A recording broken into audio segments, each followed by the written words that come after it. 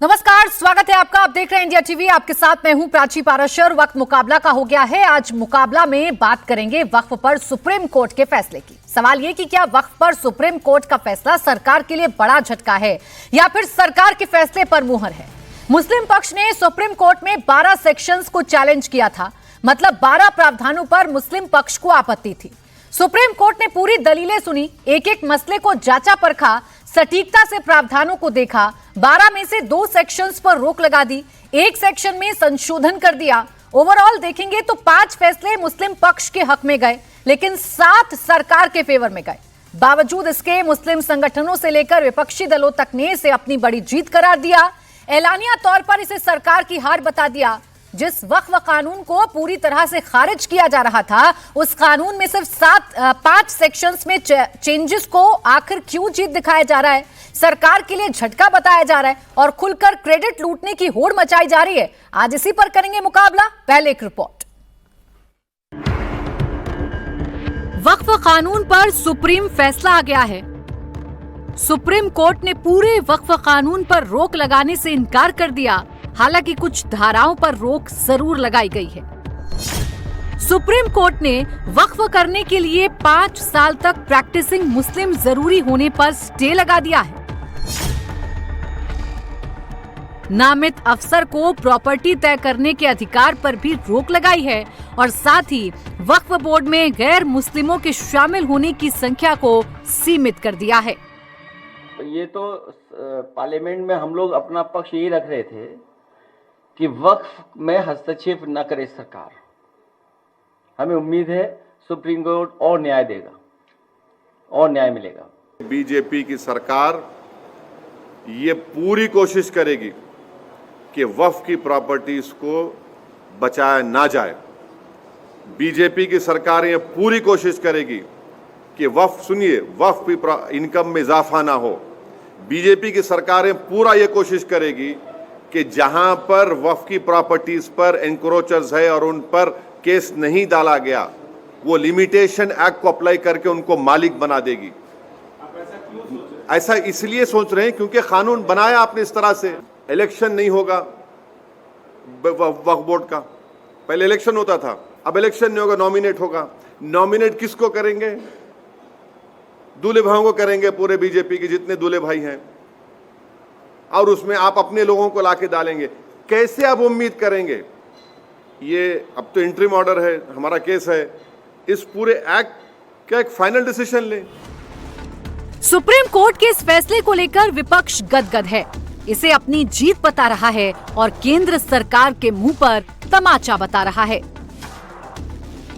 विपक्ष भले ही इसे अपनी जीत बता रहा हो, लेकिन सच ये भी है कि सुप्रीम कोर्ट में चैलेंज किए गए 12 सेक्शंस में से 5 मुस्लिम पक्ष के जबकि 7 सरकार के पक्ष में गए। इसी को लेकर सत्ता पक्ष को भी इसमें अपनी जीत नजर आ रही है।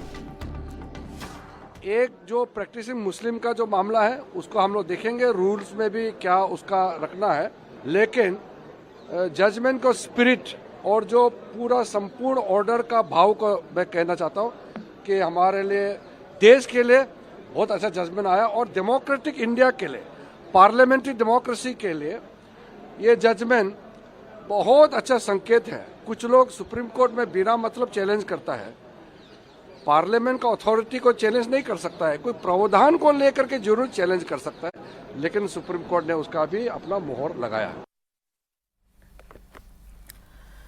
तो दोनों ही पक्ष अपनी विक्ट्री को लेकर आश्वस्त हैं। दोनों ही पक्ष कह रहे हैं कि आज सुप्रीम कोर्ट से उनकी जीत हुई है। असल में इससे क्या बदलेगा, इसी पर करेंगे चर्चा। खास मेहमान हमारे साथ हैं सिद्धार्थ यादव, प्रवक्ता भारतीय जनता पार्टी हमारे साथ हैं। सैयद रिजवान अहमद इस वक्त हमारे साथ हैं, जो वकील हैं। मुफ्ती वजाहत कासमी, संयोजक मुस्लिम राष्ट्रीय एकता मंच, इस वक्त हमें ज्वाइन कर चुके हैं। मोहम्मद सुलेमान, सदस्य All India Muslim Personal Law Board. Priyanka Bharti, प्रवक्ता आरजेडी, और अनुराग भदौरिया, प्रवक्ता समाजवादी पार्टी। आप सभी का बहुत बहुत स्वागत है। सिद्धार्थ यादव जी, विपक्ष कह रहा है कि आज सुप्रीम कोर्ट से आपके चेहरे पर एक तमाचा पड़ा है। आप लोग जिद्दी बहुत हैं, ना कांग्रेस की सुनते हैं ना मुसलमानों की सुनते हैं। अगर वक्त रहते सुन लेते तो ये एम्बैरसमेंट आज आपके सामने ना आता। मुझे पता नहीं प्राची जी, विपक्ष कौन सी अपनी दुनिया में रहना चाहता है। अंग्रेजी में एक शब्द कहते हैं लाला लैंड। ये विपक्ष के जितने नेता हैं ये अपनी ही दुनिया, अपने ही एक बबल, अपने गुब्बारे, अपने लाला लैंड में रहते हैं। कौन सा तमाचा, कौन सा आदेश, ये उसको पढ़ते भी हैं या नहीं पढ़ते।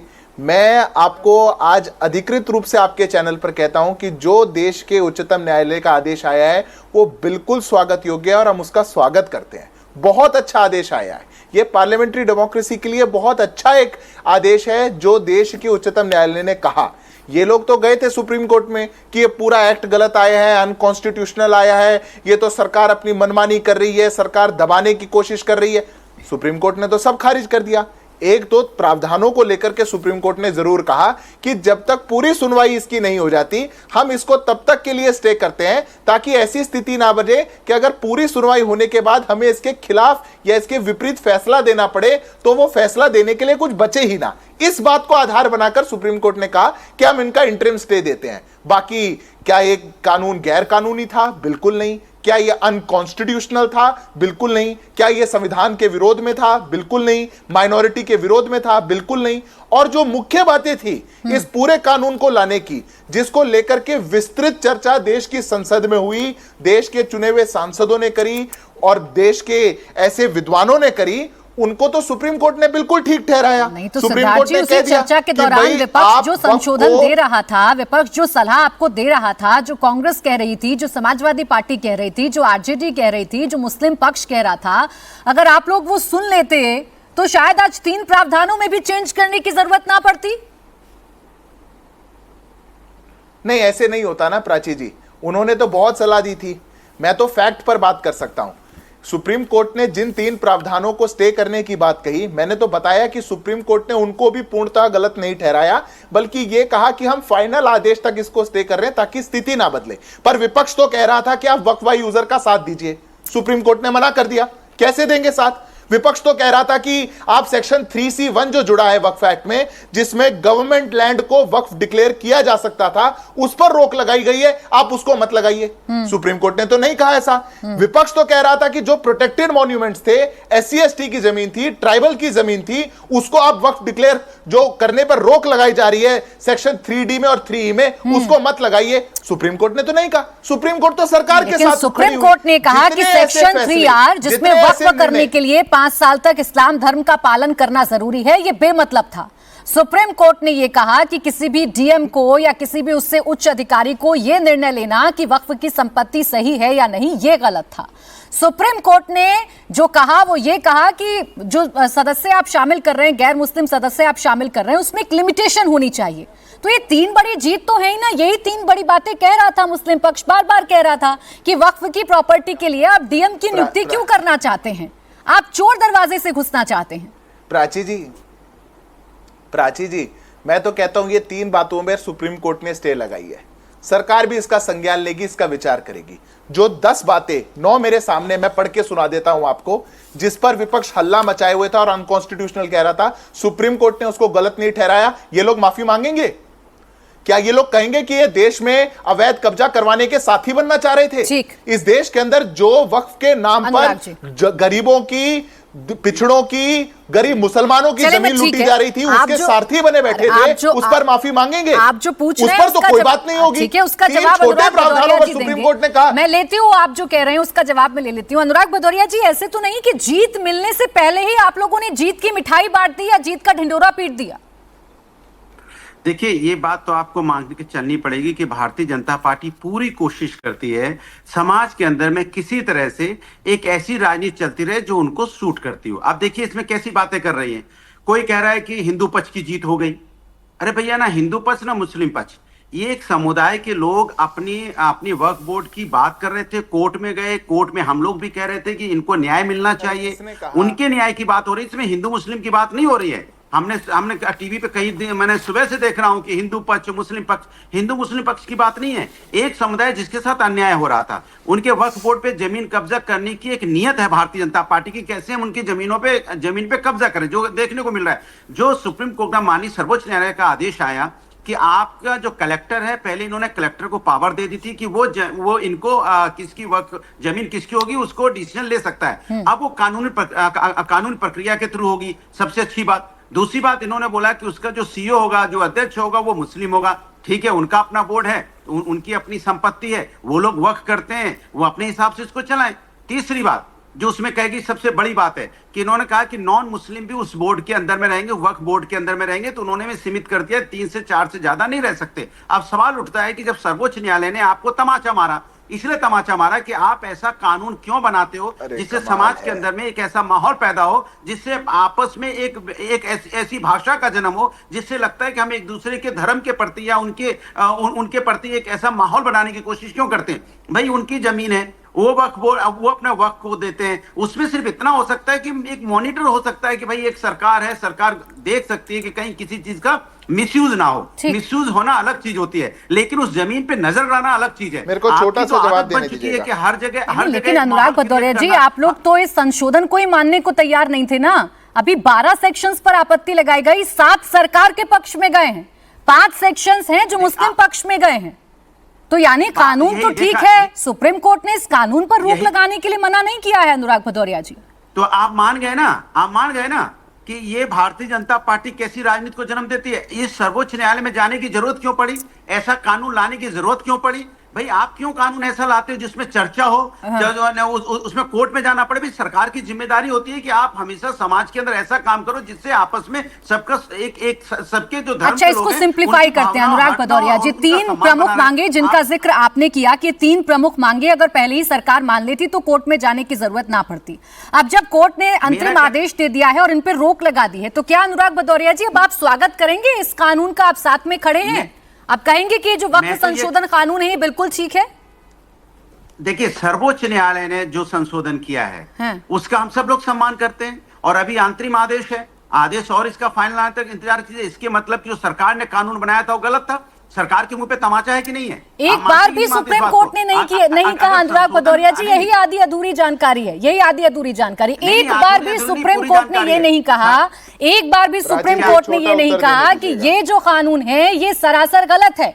अगर सुप्रीम कोर्ट को ऐसा लगता तो इस कानून पर रोक लगती ना, नहीं कहा एक बार भी। देखिए, माननीय सर्वोच्च न्यायालय ने उसमें संशोधन किया, और जो संशोधन किया इसी बात की तो हम लोग बात कर रहे थे ना कि भारतीय जनता पार्टी के ऐसा माहौल। लेकिन अनुराग जी जीत का पैमाना तो बताइए। 12 सेक्शंस थे जिन पर रोक लगाने की डिमांड की गई थी, 12 में से सिर्फ 5, और मैं अगर डिमांड्स की बात करूं तो 2 डिमांड पूर्णतः मानी गई है, 1 डिमांड में लिमिटेशन तय की गई है, बाकी सबको सही माना है सरकार ने, सुप्रीम कोर्ट ने माफ वही मैं कह रहा हूं, सरकार के कानून लाने की जरूरत क्यों पड़ी थी? मुझे मैं पूछना चाहता हूं, सरकार ये कानून ऐसा लाती क्यों जो सर्वोच्च न्यायालय जाना पड़ता है? भाई आप ऐसा कानून लाइए ना, तो मैंने हर कानून के अगेंस्ट में सर्वोच्च न्यायालय अगर जाना पड़ता है तो इसके मतलब सरकार। चलिए इस पे एक छोटा सा जवाब दीजिए सिद्धार्थ जी, बहुत छोटा सा जवाब। सर्वोच्च न्यायालय में अगर अपील होगी, आप ये कानून लाते ही ना, और पहले ही अगर सरकार, पहले ही अगर विपक्ष की सुन लेते तो शायद ये नौबत नहीं आती। कानून के खिलाफ। अच्छा रुक जाए जल्दी से सिद्धार्थ जी, फटाफट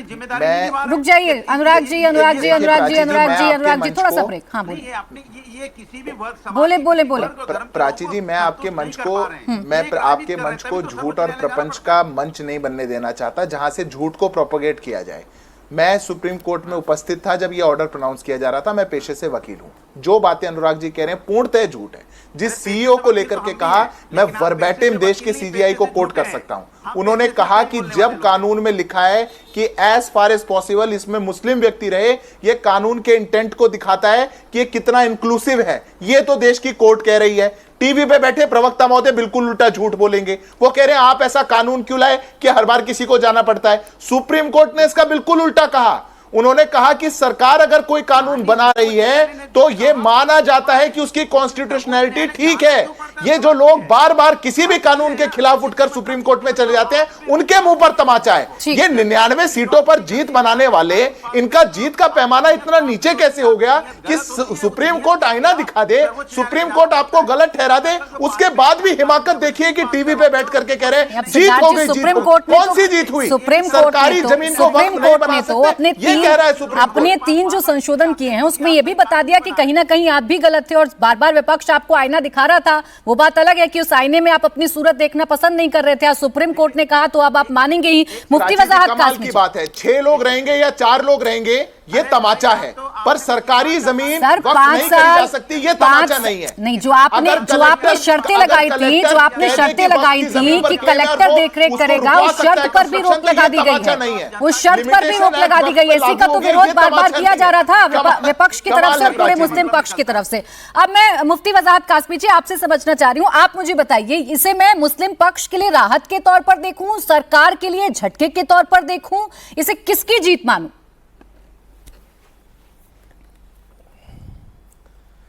देखिए प्राची जी, मैंने पूरा अभी ऑर्डर तो देखा भी नहीं है और पढ़ा भी नहीं है, कुछ चीज़ें समझने की कोशिश की है। माननीय सुप्रीम कोर्ट में जब ये बहस चल रही है तो कुछ चीज़ें सामने आई हैं। सबसे पहली बात वहाँ ये कही गई है कि माननीय सांसद लोकसभा राज्यसभा से जो बिल आ रहा है, देश में अब तक इसी तरह का माहौल और इसी तरह की जो है हमारी रिवायत रही है कि वो कानून जो है वो काबिल एतबार है। ये बहुत बड़ी बात सुप्रीम कोर्ट ने कही है अपनी बहस के दौरान। दूसरी बात ये आई है कि आपने जो जिक्र किया अभी कलेक्टर का और प्रैक्टिसिंग मुस्लिम का, 12 चीजों पर मुस्लिम लीडरशिप को या जो हमारे कुछ लोग गए थे सुप्रीम कोर्ट, उनको कुछ एतराज था।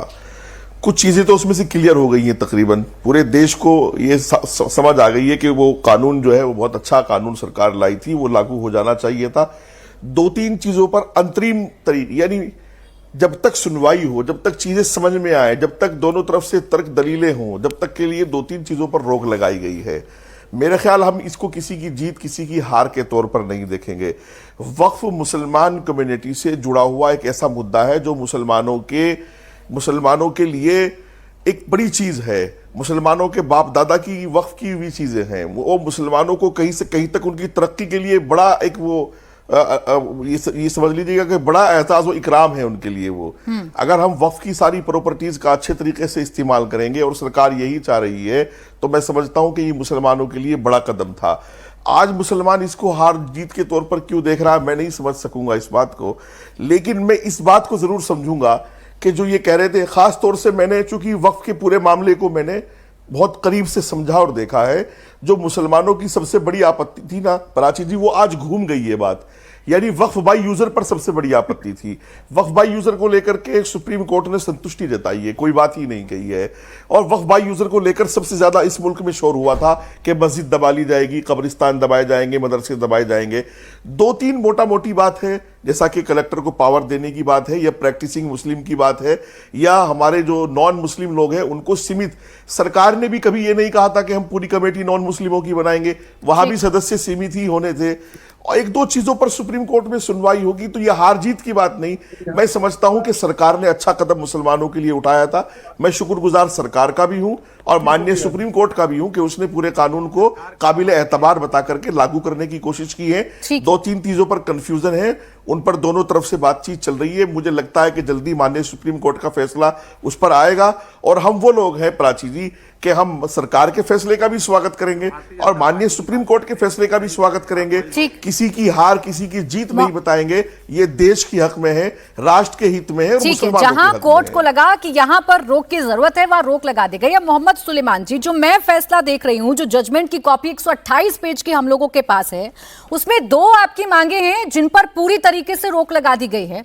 एक जो गैर मुस्लिम सदस्यों वाली बात है, उसमें लिमिटेशन तय कर दी गई है।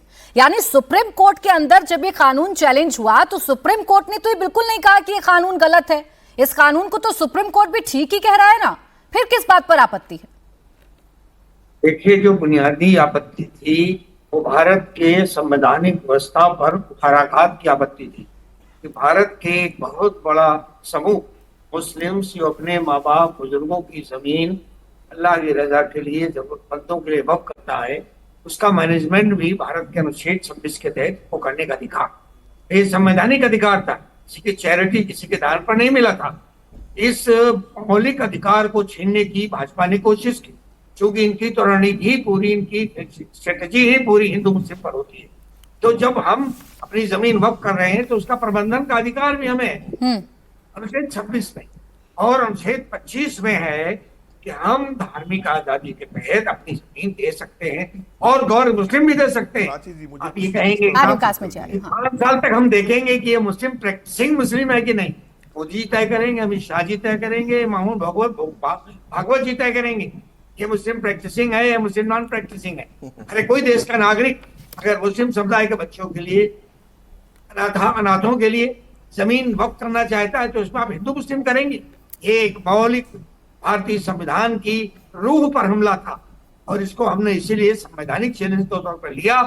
हमने देश में इसके विरुद्ध शांतिपूर्ण आंदोलन चलाया, माननीय सुप्रीम कोर्ट गए, सुप्रीम कोर्ट ने हमारी भावना को समझा है और जो आंशिक, जो अभी पार्शियल इंटरिम आदेश आया है जिसमें 5 चीजों पर सुप्रीम कोर्ट ने संज्ञान लिया है, मैं समझता हूं सुप्रीम कोर्ट का ये हमारे प्रति न्यायोचित। लेकिन मोहम्मद सुलेमान जी, आपकी दो बातें कलेक्टर को लेकर आपकी आपत्ति, कलेक्टर को लेकर आपकी आपत्ति और प्रैक्टिसिंग मुस्लिम को लेकर आपकी जो आपत्ति थी वो तो सुप्रीम कोर्ट ने ऐसे ही मानी जैसा आप कह रहे थे। लेकिन ये पूरी फहरिस्त है मेरे पास, एक सेकेंड मोहम्मद सुलेमान जी, ये पूरी फहरिस्त है मेरे पास, ये 12 के 12 सेक्शन है मोहम्मद सुलेमान जी। मोहम्मद सुलेमान जी सुनिए प्लीज, ये 12 के 12 सेक्शन जिन पर आपने आपत्ति जताई थी, उन 12 के 12 सेक्शंस में से मैं देखूं तो सिर्फ 2 हैं जिन पर पूर्णतः मुहर लगाई गई है आपकी मांगों पर, बाकी में लिमिटेशन तय कर दी गई है और 7 सरकार के पक्ष में गए हैं। यानी इसका सीधा सीधा मतलब मोहम्मद सुलेमान जी ये है कि इस कानून को सुप्रीम कोर्ट ने अभी तक सही माना है। आप लोगों ने वक्फ बाय यूजर पर इतना हल्ला मचाया था, वक्फ बाय यूजर पर भी जो ऑब्जर्वेशन सुप्रीम कोर्ट ने दी है वो सरकार के पक्ष में जाती है। तो अब आप मानिएगा, इस इंतरिम ऑर्डर के बाद आप मानिएगा सुलेमान जी, आप मानिएगा कि नहीं मानिएगा कि ये जो कानून था, जो सर सुनिए सर, अरे सुनिए मोहम्मद सुलेमान जी, फैक्ट्स पर आपसे बात करें तो आप लोग ऐसे ही बिलबिलाने लगते हैं। ये 12 सेक्शंस अभी गिना दूंगी ना, ये 12 सेक्शंस अभी गिना दूंगी ना तो आपकी बिलबिलाहट और सुनाई पड़ेगी मुझे अभी, आपकी बिलबिलाहट और सुनाई पड़ेगी मुझे अभी। फैक्ट्स पर बात कर लेना तो आपके पास जवाब नहीं होता है, आप उल्टी सीधी बात करने लगते हैं। आपके 2 बातें मानी गई हैं, बाकियों पर सुप्रीम कोर्ट ने आपकी बातों को नहीं माना है, लिमिटेशन तय की है, लेकिन ये नहीं कहा है कि गैर मुस्लिम नहीं होना चाहिए, तबकि आप यही कहा करते थे। फैक्ट्स पर बात करिए, पढ़कर आते ना 128 पेज का ये जो जजमेंट है, पढ़कर आते आपके 12 सेक्शंस क्या है। प्रियंका भारती जी आप रुक जाइए प्लीज, प्रियंका भारती जी 12 नंबर का क्वेश्चन पेपर है, 12 में से 7 सिद्धार्थ यादव जी को आए और 5 आपको आए। टॉपर सिद्धार्थ यादव जी हैं कि प्रियंका भारती जी? ये 12-7 का मसला ही नहीं है, मसला है मंशा का। मंशा किसकी कैसी है? जिस सिद्धार्थ जी के पार्टी के सांसद कहते हैं कि देश का मुसलमान नमक हराम है, हम भरोसा कर लें इन पर कि ये मुसलमानों के चहेते हैं, कैसे कर लें? दूसरा सवाल बोल रहे हैं कि इतने जमीन कब्जा लिए गए, लूट लिए गए। मैं सवाल करती हूँ, भाजपा का 563 कार्यालय खुला, किसका जमीन कब्जा के 563 खोले और बाकी 768 खोलने वाले हैं? ये जमीनें कहाँ से आई? किनकी जमीनें थी? किन आदिवासियों से लूटी, किन दलितों से लूटी, किनका ये जमीन आपने लूटा? तीसरी गंभीर बात, आप कह रहे हैं, आप खुद ये ट्वीट कर रहे हैं कि ये अंतिम फैसला नहीं है, ये अंतरिम फैसला है। और अंतरिम फैसले में कोर्ट ने क्या कहा? कोर्ट ने यही कहा कि डीएम के पास फाइनल अथॉरिटी नहीं होगी डिसाइड करने की, ट्रिब्यूनल के पास होगी। तो ये तो सबसे बड़ा मसला था जिसको हम उठा रहे थे, क्योंकि डीएम को अपना स्टूज बना करके उससे जो काम सुप्रीम कोर्ट ने ये भी माना है कि आप कोर्ट जा सकते हैं। पहले सुनिए तो, साथ ये गलतफहमी ना फैलाई जाए। कोर्ट जाएंगे, पहले भी यही होता था, माननीय सुप्रीम कोर्ट ने साथ ये भी माना है कि आप दूसरी कोर्ट भी, आप कोर्ट भी जा सकते हैं। अच्छा रुक जाए काश्मीर जी, रुक जाए, बोले आप पूरी बात कहिए, आप पूरी बात कहिए। अच्छा बोले प्रियंका जी, काश्मीर जी रुक जाए, काश्मीर जी ठीक, काश्मीर जी उनको जो बोलना है वो वही बोलेंगी, बोले प्रियंका जी, हाँ बोले। हमको बताइए ना, जिस पार्टी का आप समर्थन कर रहे हैं उस पार्टी के सांसद बोलते हैं मुसलमान नमक हराम है। क्या साबित कर रहे हैं आप उनके साथ रह करके, उनके साथ खड़े होकर के? हो सकता है कि आपकी जेबें गर्म हो रही हों, लेकिन देश के मुसलमानों को जिस तरीके से प्रताड़ित किया जा रहा है ये सब जान रहे हैं। दुखड़ा सबके भीतर, इसे भरोसा नहीं कर सकते, आप पर भरोसा नहीं कर सकते। किसने अथॉरिटी दी? किसने गिरिराज जी को अथॉरिटी दी कि देश के मुसलमानों को नमक हराम बोलेंगे, गद्दार बोलेंगे? क्या यही लोग हर बार नहीं बोलते कि मुसलमान अपने देश का राष्ट्र प्रेम साबित करे? आप सोचिए आपको क्या बोल रहे हैं वो। खैर हम मुद्दे पे आते हैं प्राची जी। मुद्दा ये कि कोर्ट ने जो हमारे पक्ष में फैसला सुनाया है, ये हमारे लिए जीत तो है, लेकिन साथ ही साथ हमें भरोसा ये भी है क्योंकि ये अंतरिम फैसला है, तो अभी इस पे और जो चीजें मुहर लगाएगी सुप्रीम कोर्ट वो हमारे पक्ष में ही जाने वाला है। क्योंकि सोचिए ना आप, SIR के मुद्दे पर भी हमको सुप्रीम कोर्ट जाना पड़ा, लगा तमाचा चट से, फिर हम वक्फ में मुद्दे पर गए, फिर लगा तमाचा चट से। तो ये तो हर बार वहां से पिट करके आ रहे हैं, तो दुख तो इनको रहेगा, चेहरे पर भी सिद्धार्थ जी के बड़ा दुख झलक रहा है हमको। तो इसमें खुशी है कि देश के मुसलमानों को न्याय तो मिला है, जिसकी हमको वहां न्याय मिलेगा। लेकिन सिद्धार्थ जी हमको ये बताइए, कैसे आखिर देश के मुसलमान प्रियंका जी आपका भला प्रियंका जी सुप्रीम कोर्ट के ऑब्जर्वेशंस को आपने जितना पढ़ा, आपने उतना पढ़ा जो आपके काम है, लेकिन सुप्रीम कोर्ट ने आज जो ऑब्जर्वेशंस दी हैं, उस ऑब्जर्वेशन में सुप्रीम कोर्ट ने कहा कि ये कानून सरकार लेकर आई है तो ये कानून लाना जरूरी होगा। सुप्रीम कोर्ट ने आज अपने ऑब्जर्वेशन में ये कहा कि इस कानून पर हम रोक नहीं लगा सकते हैं। सुप्रीम कोर्ट ने अपने आज के इस फैसले में ये कहा, जो सीओ वाली बात आप लगातार कह रहे हैं, ये सेक्शन है 23 कि वक्फ बोर्ड का सीओ ज्वाइंट सेक्रेटरी लेवल अफसर मुस्लिम ही होना चाहिए। ये बार बार मुस्लिम पक्ष कह रहा था, सुप्रीम कोर्ट ने कहा है कि वरीयता के आधार पर तय करें, हो सके तो मुस्लिम को रखें, लेकिन शर्त नहीं लगाई है सरकार पर कोई। सिर्फ दो बातें हैं जिनको लेकर आप अपनी जीत कह रही हैं। तभी मैं आपसे पूछ रही हूं कि 5 नंबर वाला टॉपर होगा या 7 नंबर वाला टॉपर होगा 12 में से? ये है क्या बीपीएससी का प्रीलिम्स चल रहा है क्या? यूपीएससी का प्रीलिम्स 5-7 करेंगे हम लोग। Let's talk comprehensively. मैं कॉम्प्रिहेंसिवली बात कर रही हूँ। सुनिए, ये कोई प्रीलिम्स नहीं चल रहा है, ये कोई पेपर नहीं चल रहा है। सुप्रीम कोर्ट में सुनिए प्रियंका भारती जी, मैं क्लियर करती हूँ। सुप्रीम कोर्ट में 12 सेक्शंस की आपत्तियां दर्ज की गई। 12 सेक्शंस थे जिस पर मुस्लिम पक्ष ये चाहता था कि सुप्रीम कोर्ट से राहत मिले। 12 में से 2 मोटा मोटी ऐसे मुझे नजर आ रहे हैं जहां पूरी तरीके से मुस्लिम पक्ष के फेवर में फैसला गया है। जो एक है जिसमें लिमिटेशन तय कर दी गई है सदस्यों की, गैर मुस्लिम सदस्यों की। ये नहीं कहा गया है कि नहीं होने चाहिए परिषद में। सुनिए, आप लोग कहा करते थे कि गैर मुस्लिम का काम ही क्या है। प्रियंका भारती जी, आप लोग कहा करते थे कि गैर मुस्लिम का काम ही क्या है। सुप्रीम कोर्ट ने नहीं माना है। सुप्रीम कोर्ट ने कहा है होंगे, लेकिन लिमिटेशन होगी। 11 में से 4 केंद्र में होंगे और राज्य में 3 होंगे। तो ये कहां जीत है आपकी? सुप्रीम कोर्ट तो कह रहा है कि ये जो कानून है ये पूरी तरीके से ठीक है, 3 आपत्तियां हैं, ये हम दूर कर देते हैं। प्राची जी, पहली बात, आप ये बार बार ये कह रही है मुस्लिमों के पक्ष में गया, ये कहना बंद करिए, क्योंकि ये हमको लगता है कि जितने संविधान प्रेमी है उनके पक्ष में गया। क्योंकि मैं जब ये मसला शुरू से उठा रही थी, मैं तो मुसलमान नहीं हूं ना, पर मैं ये मसला उठा रही थी, तो ये हमारी जीत है। तो स्टॉप सेइंग कि मुस्लिमों के पक्ष में गया। दूसरी इंपॉर्टेंट बात कि सुप्रीम कोर्ट ने ये कहा कि उसमें हम लोगों की संख्या फिक्स करेंगे, कितने लोग नॉन मुस्लिम्स होंगे। हमारी मांग यही थी। तीसरी इंपॉर्टेंट बात, आज भी मैं इस बात को उठा रही हूँ और कहते हैं प्रियंका जी, आपकी मांगे क्या थी वो मुझे रटी हुई है। आपकी मांगे क्या है वो मुझे रटी हुई है। आप लोग वक्फ बाय यूजर को लेकर सबसे ज्यादा विरोध किया करते थे।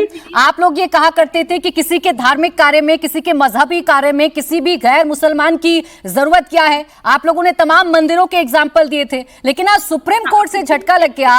आज सुप्रीम कोर्ट ने उम्मीदों पर पानी फेर दिया। तो एक लाइन में कहने की हिम्मत भी नहीं है। ये आपको यूपीएससी का आपको एग्जाम लगने लगा प्रियंका भारती जी।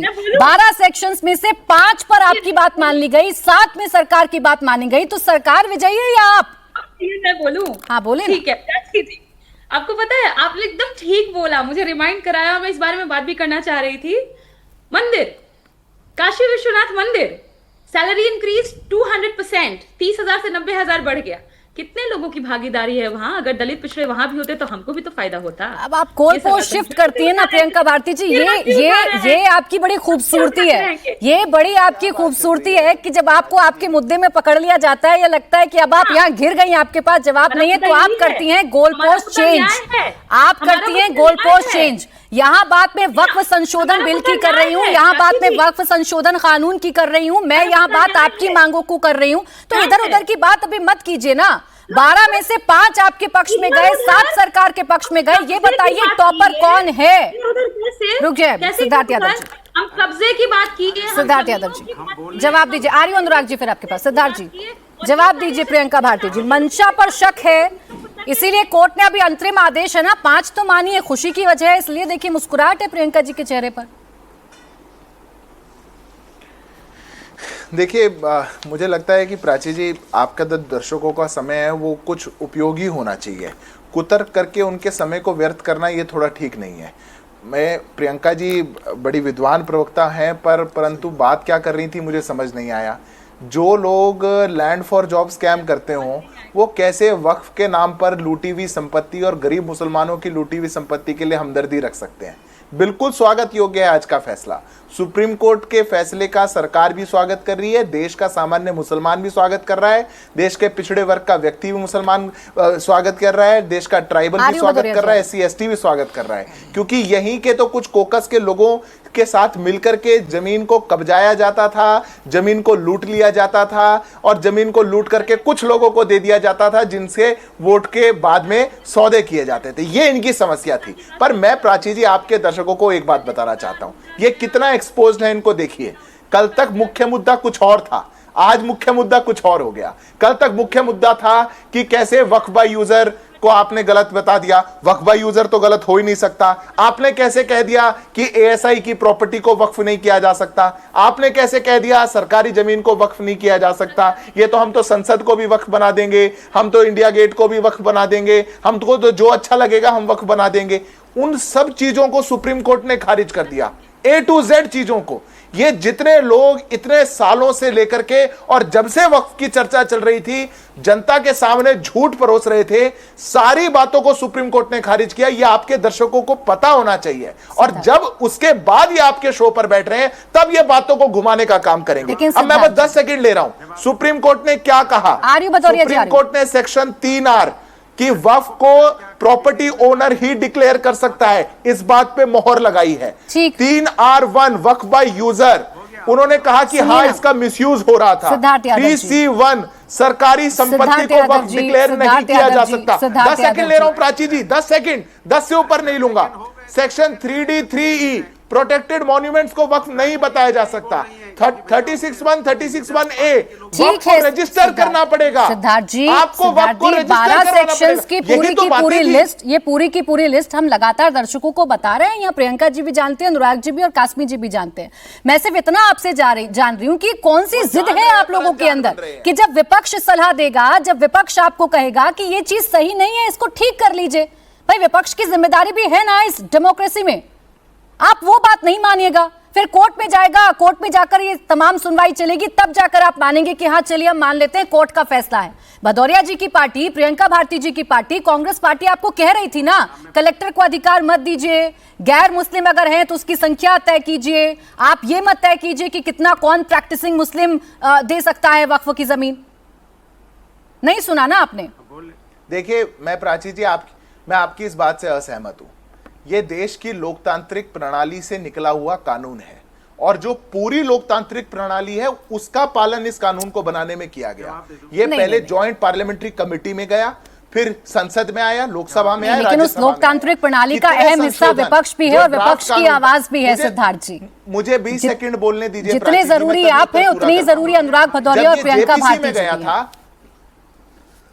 मैं 20 सेकंड में अपनी बात पूरी कर रहा हूं। आपने एक प्रश्न पूछा, उत्तर दे रहा हूं। हाँ। जब ये JPC में गया था और जो ड्राफ्ट कानून था, विपक्ष की सभी पार्टियों से उनके सुझाव लिए गए, बहुत से संशोधन किए गए, बहुत सी बातें अनुराग भदौरिया जिन बातों पर विपक्ष अड़ा हुआ था, जो गलत बातें थी, सरकार की जिम्मेदारी है कि गलत बातें शामिल हो। कुछ तो सही बातें थी जो आज सुप्रीम कोर्ट ने माना है, उसमें से कुछ बातें तो सही थी ना। ऐसा तो नहीं कि विपक्ष हमेशा गलत ही बोलता है। बोले अनुराग भदौरिया जी। देखिए मैंने क्या बोला, पहले मैंने सबसे पहले बोला था कि ये जो भारतीय जनता पार्टी के लोग, अरे रुक जाओ भाई रुक जाओ, ये भारतीय जनता पार्टी के लोग हैं, देश का समय खराब करते हैं और देश का पैसा बर्बाद करवा रहे हैं, आम आदमी का पैसा। काला कानून इन्होंने बनाया था ना किसानों का, विपक्ष ने कहा था कि मेरी बात मान लो, ये गलत कानून है, ये सही नहीं होगा। आपने कानून पास किया, पार्लियामेंट में पैसे बर्बाद हुए, किसान धरने पे बैठे, न जाने कितनी किसानों की मौतें हुई, परिवार बर्बाद हुए, फिर आपने कानून वापस लिया। तो विपक्ष की बात मान लेते तो हमारे अपने हिंदुस्तानी बचते ना, उनकी मौतें नहीं होती ना। इसी तरह से जब वक्फ बोर्ड का बिल आप कानून लेके आए, हमने आपसे बोला कि इसमें परिवर्तन कर लीजिए, ये ठीक नहीं है, कुछ हमारे लोगों को इसमें तकलीफ होगी, लेकिन आपने सुना नहीं सुना, क्योंकि विपक्ष को आप सुनना नहीं चाहते, क्योंकि आप तानाशाही चलाते हो। आपको लगता है हमने जो कह दिया सही, लोकतंत्र में आपको विश्वास नहीं है, आपको प्रजातंत्र में विश्वास नहीं है, आपको विश्वास है कि हम जो कह दिया हट धर्मी है, आप हट मान लेते हैं, ये हम जो कह रहे हैं वही होगा, और कानून लेके आते हैं। बाद में आपको सुप्रीम कोर्ट जाना पड़ता है, सुप्रीम कोर्ट में लोगों को लड़ना पड़ता है, समय बर्बाद होता है, लोगों का पैसा बर्बाद होता है, फिर बाद में आपको तमाचा पड़ता है। फिर बिल्ला बिल्ला यहाँ पे बिलबिलाते हुए आ जाते हो टीवी डिबेट में, फिर चिल्लाने लगते हो। नहीं, अरे विपक्ष का सम्मान कीजिए, विपक्ष भी उन्हीं की बात करता है जिनकी बात आप कर रहे हो। और हम आपसे ज्यादा राष्ट्रभक्त लोग हैं, क्योंकि हम जनता के भले की बात करते हैं, जनता के मुद्दों की बात करते हैं, समाज को आगे ले जाने की बात करते हैं। आप भारतीय जनता पार्टी को आगे ले जाने की बात करते हो। फर्क हमारे आपके बीच में, क्योंकि जमीन को लूटने वालों की बात करते हैं और फिर टीवी में बैठ करके उल्टी बात करेंगे। बोला है कि विपक्ष हमेशा जनता की बात करता है, लेकिन आपको समझ में नहीं आ रहा, पता नहीं क्यों, जमीन लूटने की बात आप मुझे समाओगे। अरे विपक्ष तो अतीक अहमद की बात करता है, विपक्ष तो मुख्तार अंसारी की बात करता है, विपक्ष तो कहता है कि जमीन को लूट से लूटने दे, किसानों को सरकार लूटने दे। किसानों की जमीनें। अनुराग भदौरिया जी, अनुराग भदौरिया जी, अनुराग भदौरिया जी, अनुराग भदौरिया जी, अनुराग भदौरिया जी, अनुराग भदौरिया जी, आपके सुझाव आज जो कुछ सुप्रीम कोर्ट में मान लिए गए, जो आपत्ति थी जो कुछ सुप्रीम कोर्ट में मान ली गई, जहां तक मुझे याद है आप तो इस कानून ना हो ये बात आप कहा करते थे कि भाई ये कानून क्यों लाया जा रहा है, ये तो सरासर गलत है। आज तो सुप्रीम कोर्ट ने मोहर लगा दी ना कि कानून अगर सरकार लेकर आई है तो इसकी जरूरत होगी। अब मानिएगा कि नहीं मानिएगा? देखिए, मुझे एक चीज समझ में नहीं आई अभी तक, मैं इतनी देर से यही बोल रहा हूं। माननीय सर्वोच्च न्यायालय का तो हम लोग सम्मान करते हैं, भारतीय जनता पार्टी की तरह नहीं है कि ऑर्डिनेंस ले आते हैं। अगर सर्वोच्च न्यायालय कोई आदेश देता है तो ऑर्डिनेंस भी लाते हैं ये, लेकिन हम लोग तो सर्वोच्च न्यायालय का संविधान, कानून और संविधान का सम्मान करने तो वाले लोग, मान रहे हैं ना? अरे बस इतना बताइए, वक्फ संशोधन कानून का समर्थन अब अनुराग भदौरिया कर रहे हैं, उनकी पार्टी कर रही है, पूरा विपक्ष कर रहा है। अब अभी तो अंतरिम आदेश आया है ना, अंतिम आदेश आने दीजिए। अरे सर, इसी अंतरिम आदेश पर आप लोग अपनी जीत बता रहे हैं ना, इसी अंतरिम आदेश को अभी आप अपनी जीत बनाकर खुश हो रहे हैं, जीत की मिठाई बांट रहे हैं, ढोल नगाड़े बजा रहे हैं। इसी अंतरिम आदेश के आधार पर बता दीजिए जो सुप्रीम कोर्ट ने कहा है। अब सुप्रीम कोर्ट के इस अंतरिम आदेश के बाद अनुराग भदौरिया जी के वक्फ संशोधन कानून मंजूर है आपको? नहीं, मेरी बात सुन लीजिए ना, जो संशोधन किया उसका तो स्वागत हम कर ही रहे हैं। नहीं, आप देखिए, आप इधर उधर की बात करने लग जाते हैं आप। मैं तो आपके अंतरिम आदेश चूंकि आप मान रहे हैं उसी आधार पर आपसे सवाल कर रही थी। खैर, इतना ही समय था मेरे पास आज। बहुत बहुत शुक्रिया आप सभी का हमारे साथ आज की चर्चा में जुड़ने के लिए। तो मुकाबला में आज के लिए बस इतना ही।